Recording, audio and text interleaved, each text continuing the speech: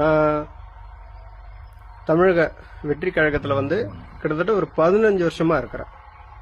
2011 வந்து மக்கள் இயக்கமாக இருக்கும்போது ஜாயின் பண்ணேன். அப்போலேருந்து இது வரைக்கும் நான் தமிழக வெற்றி கழகத்தில் தான் இருந்துட்டு இருக்கிறேன். இந்த காணொலி எதுக்குன்னு பார்த்தீங்கன்னா, எங்கள் தளபதி அவர்கள் நேற்று அந்த கரூர் சம்பவத்தை மையப்படுத்தி ஒரு வீடியோ போட்டிருந்தார். அவர் பேசின மாதிரி பொறுப்பற்ற பேச்சுங்க. உண்மையிலே சொல்றேன், ஒரு பொறுப்பற்ற பேச்சு. துளியும் நியாயம் கிடையாது, மக்கள் மீது எந்த அக்கறையும் கிடையாது. ஏன் அப்படி சொல்றீங்க அப்படின்னு கேட்டீங்கன்னா, ஒரு கலவரத்தை மூட்டுற மாரி அவரோட பேச்சு அமைஞ்சிருக்கு.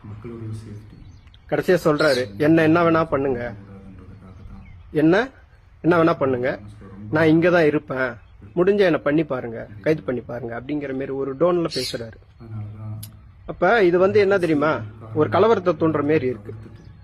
அவரு திருமாவளவன் சார் சொல்லியிருக்காரு, ஒரு கலவரத்தை உண்டு பண்ண ரவுடி போதும், ஆனா கலவரத்தை கட்டுப்படுத்துறதுக்கு ஒரு தலைவன் தேவைன்னு சொல்றாரு. அந்த தலைமை பண்பு துளியும் அவர்கிட்ட இல்ல. எனக்கு அது மீது ரொம்ப வருத்தமாவே இருக்கு. இன்னொன்னு, அந்த சம்பவத்துக்கு இவருக்கு சம்பந்தமே இல்லாத மாதிரி பேசுறாரு. அதுல நானும் ஒரு காரணமா இருந்திருக்கலாம். இந்த மாதிரி தவறுகள் இனிமே நடைபெறாம நான் பாக்குறேன், இந்த மாதிரி தவறுகள் இனிமே நடக்கக்கூடாது, அதுக்கான முன் ஏற்பாடுகள் என்னவோ அதை எல்லாமே நான் செய்யறேன் அப்படின்னு ஒரு இடத்துல கூடமே மென்ஷன் பண்ண மாட்டேங்கிறாரு.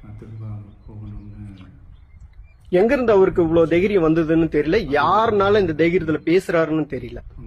கரூர் துயர சம்பவம் சார்ந்து தாவேகா தலைவர் விஜய் வெளியிட்ட வீடியோ நியாயமானது இல்லை என்றும், தமிழகத்தை ஆள்வதற்கு விஜய்க்கு எந்த தகுதியும் இல்லை என்று தனது ஆதங்கத்தை வெளிப்படுத்தியுள்ளார். கள்ளக்குறிச்சி மாவட்டம் தியாகதுருகம் தாவேகா ஒன்றிய துணைச் செயலாளர்